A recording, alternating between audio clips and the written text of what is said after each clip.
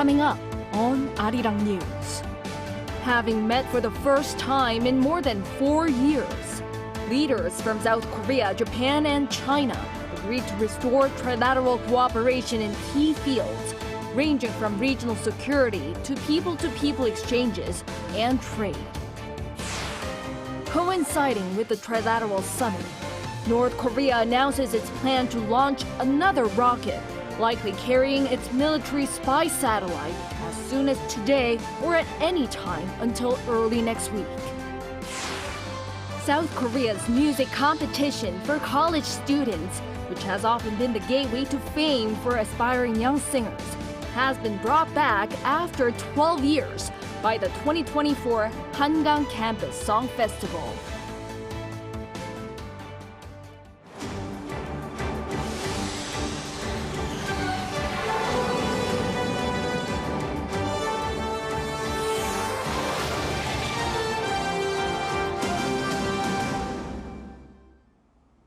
Good evening. It's 9 p.m. here in Seoul.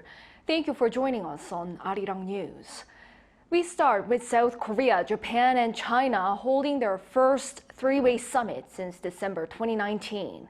They agreed to restore and expand trilateral cooperation in many areas, ranging from people-to-people exchanges to the economy. Our correspondent Kim Do-yeon leads us off. Fully restoring and normalizing relations was a key goal for this 9th trilateral summit between South Korea, Japan, and China, which resumed after 4 years and 5 months. And on Monday, President Yoon, as the host of the summit, says it did just that. 오늘을 기점으로 3국 정상회의는 정상화되었고 올해로 25주년을 맞이한 한일-중 협력 체제가 앞으로 더욱 성장해 나갈 수 있는 발판이 마련되었습니다. They also acknowledged that they share some of the key issues such as aging demographics and supply chain disruptions, and by working together they can resolve them. Since the last trilateral summit, the international community has faced diverse, complex and interconnected problems. Additionally, there are significant common issues among our three countries, such as low birth rates and aging populations. We agree that in the face of new challenges and opportunities, South Korea-China-Japan cooperation must demonstrate new responsibilities and actions. The summit comes after months of efforts by South Korea to make it happen. And President Yoon, on top of normalization of the relations, has emphasized tangible results for the citizens. In fact, the joint declaration the three adopted laid out the resumption of many dialogues between the three parties on top of specific actions they will take going forward. There were 6 main parts: civilian exchanges, climate change, the economy, public health, science, and disaster relief. Some tangible results were announced through the declaration. For the people-to-people exchange, the three will designate 2025 to 2026 as the year of cultural exchange among the three countries. For climate change response, they will collaborate with Mongolia to reduce dust and sandstorms in East Asia. And in terms of the economic and trade aspect, they will continue discussions to speed up trilateral FTA negotiations. In terms of public health and aging societies, the three will tackle future infectious diseases, and they adopted a separate joint statement on this. For science and tech cooperation, the three will resume the Trilateral Science and Technology Ministers meeting. 이번 회의에서 채택된 공동 선언은 우리 3국이 민생 증진과 영내 평화와 번영을 위해 긴밀히 협력하겠다는 의지를 담고 있습니다. Next up as the host is Japan, and the leaders agreed that they look forward to the 10th summit without notifying when it will take place. Kim Do-yeon, Arirang News. The Trilateral Summit also touched upon peace and stability on the Korean Peninsula. The three leaders agreed to make positive contributions, but were short of detail when it came to addressing more sensitive issues. Our senior correspondent Oh Soo-young explains. Seoul, Tokyo and Beijing agreed to make positive efforts towards a political solution for a stable Korean Peninsula as a common interest and responsibility, but appear to maintain their differences on the finer details. On Monday, President Yoon, Japanese Prime Minister Fumio Kishida and Chinese Premier Li Qiang released a joint declaration following their Trilateral summit in Seoul. Amid the regional security crisis posed by North Korea's nuclear missile program, the three leaders reaffirmed their support for peace, stability and prosperity on the Korean Peninsula. However, the three leaders reiterated their positions on denuclearization of the Korean Peninsula and the issue of abductees. South Korea and Japan have been pushing for the denuclearization of North Korea in particular and the release of their nationals held hostage by Pyongyang. However, China has held a different view on the approach to denuclearization and remains mum on human rights issues related to North Korea. Speaking at a joint press conference, Yoon called for active cooperation between the three countries.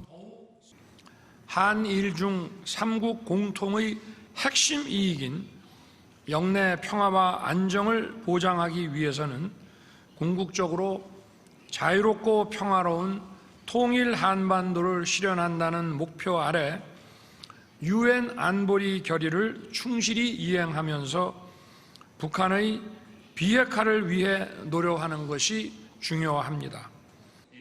Addressing North Korea's plans to launch a spy satellite by early next week, Yoon said the act would be a clear violation of UN Security Council resolutions, and the international community must respond sternly. The Japanese PM also voiced his concerns. If North Korea proceeds with the launch of a satellite, it would be a violation of the UN Security Council resolution, and I strongly urge that they halt such a plan. He added that the denuclearization of North Korea and the stability of the Korean Peninsula are in the common interest of Seoul, Tokyo and Beijing. However, the Chinese premier refrained from criticizing Pyongyang and did not mention denuclearization. I believe that the parties involved must maintain restraint and prevent the situation from getting worse and more complicated. In a separate meeting with Li Qiang on Monday, Yoon requested China to play a constructive role regarding North Korea, emphasizing its duty to uphold the global nuclear non-proliferation system as a permanent member of the UN Security Council. According to spokesperson Kim Soo-kyung, the South Korean leader also asked for cooperation on the issue of North Korean defectors. China has routinely deported North Koreans back to their homeland, where they face serious consequences for attempting to defect. In response, Lee said he is well aware of Korea's concerns and that he will continue to communicate in the future.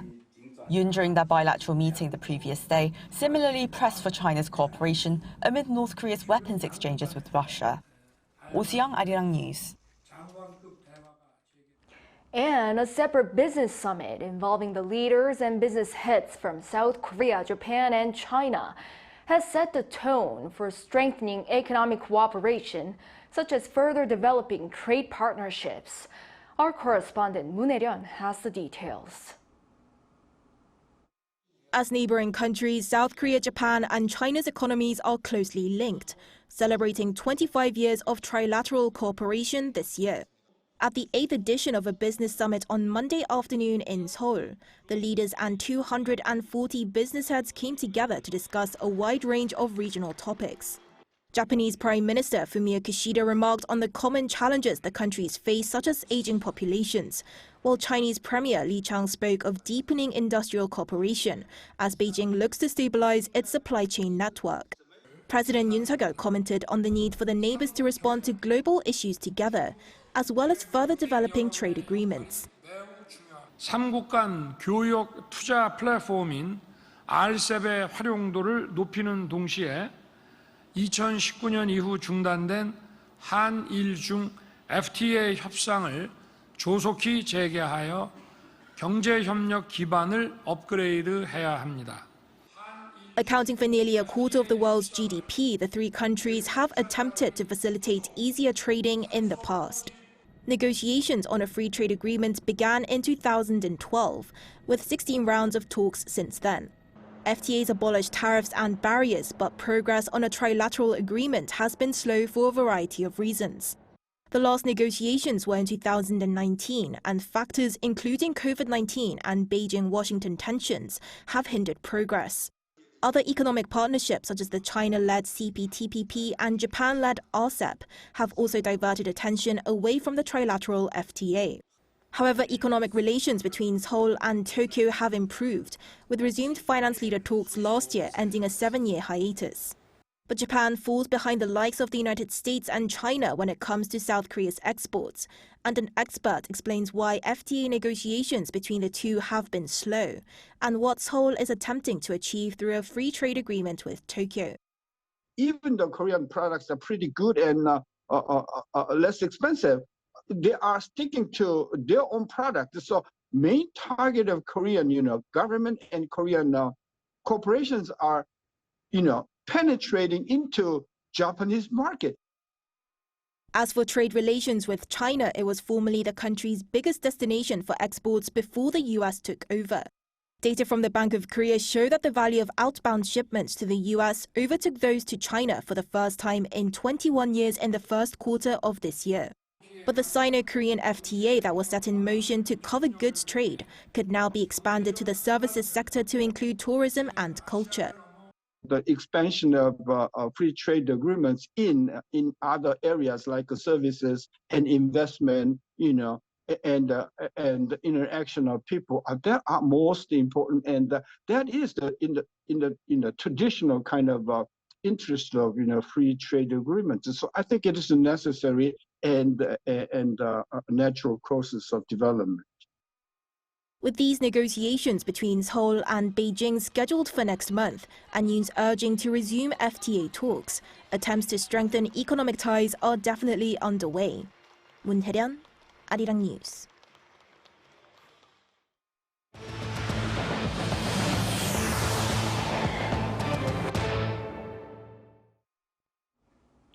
Coinciding with the Trilateral Summit, North Korea announces its plan to launch another rocket, likely carrying its military spy satellite, as soon as today or at any time until early next week. Our North Korean affairs correspondent Kim Jung-sil reports. Another satellite launch warning by North Korea was issued early on Monday. Japan's Coast Guard received an email from the North that it plans to launch an artificial satellite between Monday and June 4th. Pyongyang also gave notice of 3 locations of potential danger following the launch.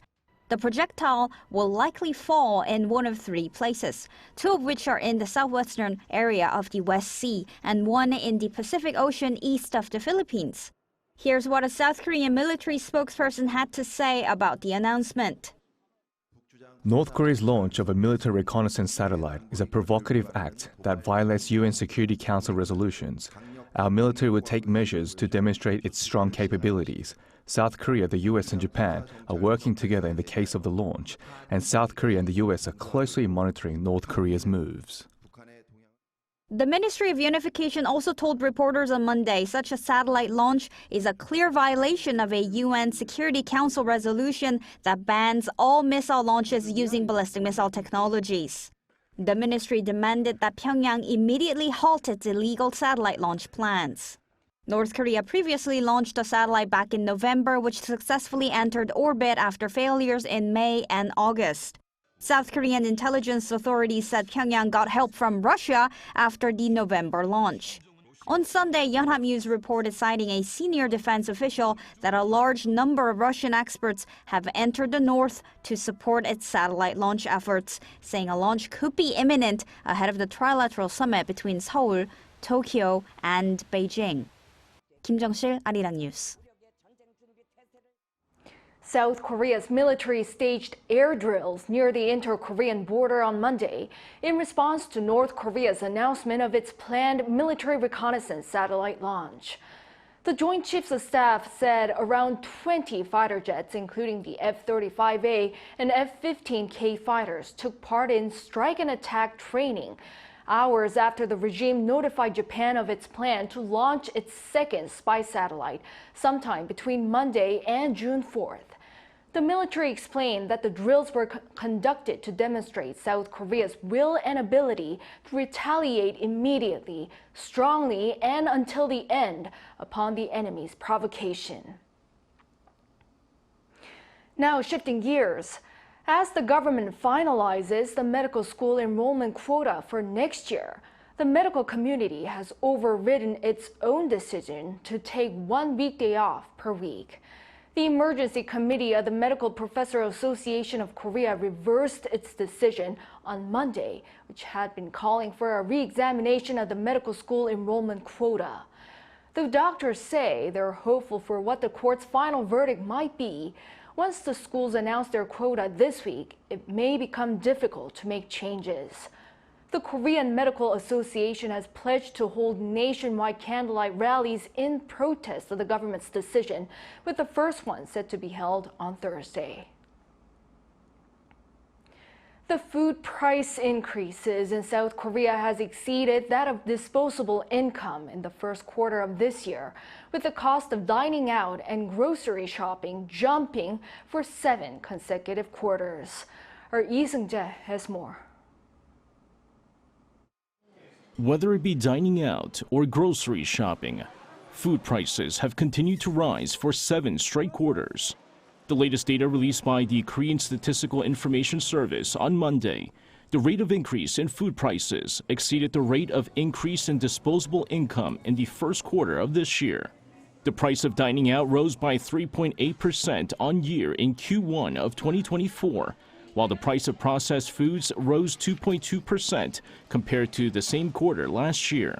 In comparison, the average monthly disposable income of all households in the first quarter of this year was 4,046,000 won, or around $2,960, up only 1.4% compared to the same period last year. Disposable income is money that can be used for consumption or savings after paying interest and taxes.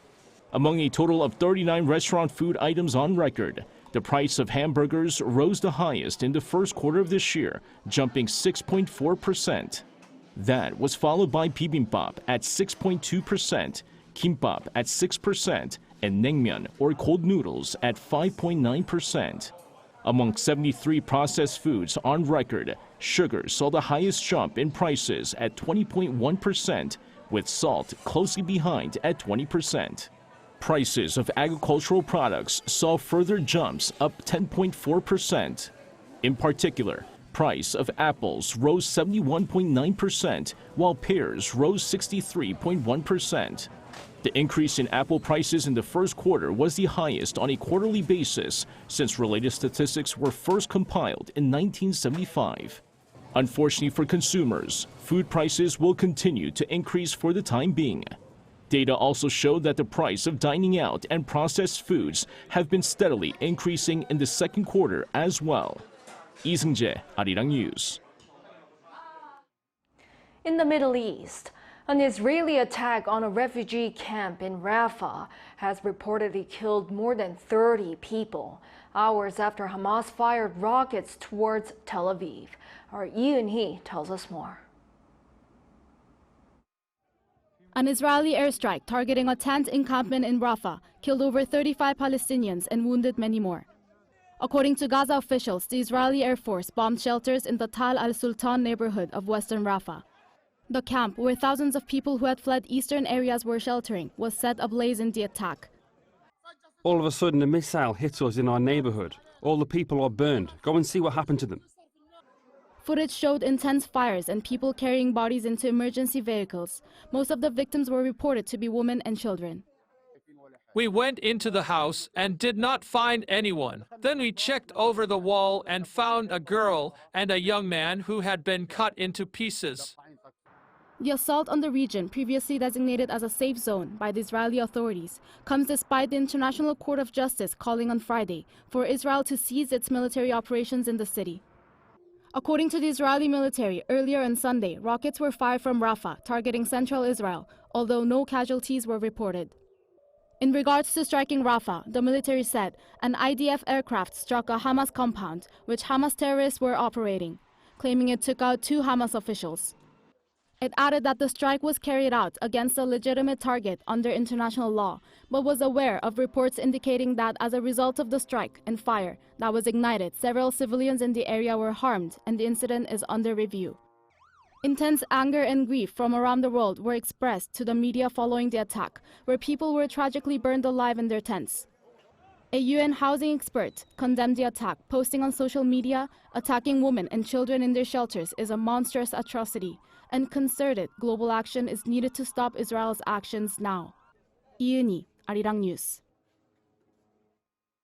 In other news, South Korea's music competition for college students, which has often been the gateway to fame for aspiring young singers, has been brought back after 12 years by the 2024 Hangang Campus Song Festival.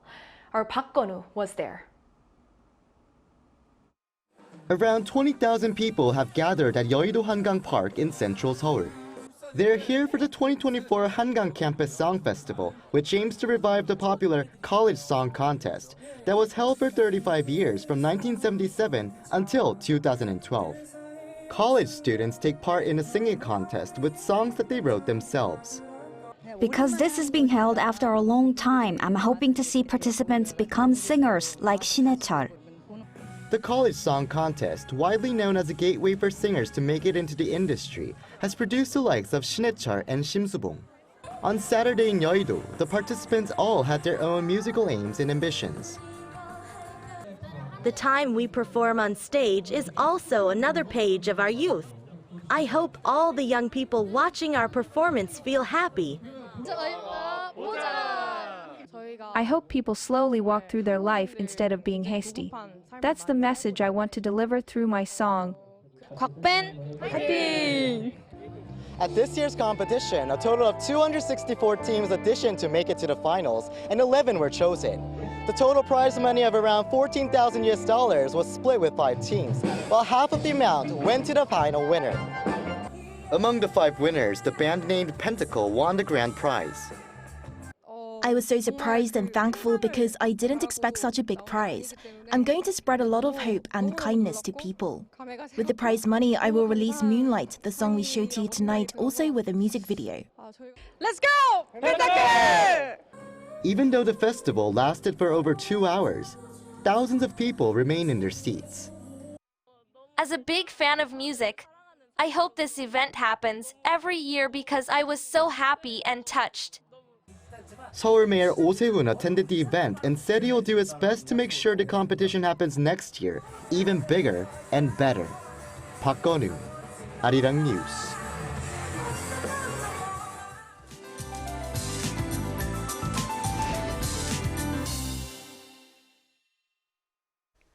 This week begins with the cool weather. Daytime temperatures are cooling down as cold air flows after the rain. Until tonight, Jeju Island may receive less than 5 millimeters of light rain. The early summer-like heat will gradually return from tomorrow. It will be cool in the morning, similar to today. Daytime temperatures will be higher than 25 degrees Celsius nationwide. Since it is cool in the morning and evening due to the temperature swings, you'll need to take a jacket with you. Strong winds will continue tomorrow on the southern coast. In particular, strong winds of more than 20 meters per second are expected, with a preliminary strong wind warning issued on the east coast of areas of the Gyeongsang-do provinces. Extra precautions are necessary. Tomorrow, Seoul, Gwangju, Daegu, and Gyeongju will start off at 14 degrees. Highs will be topping out at 26 in Seoul and Gwangju. Skies will be mostly clear for inland areas for the rest of the week. That's all for Korea. Here are the weather conditions around the world.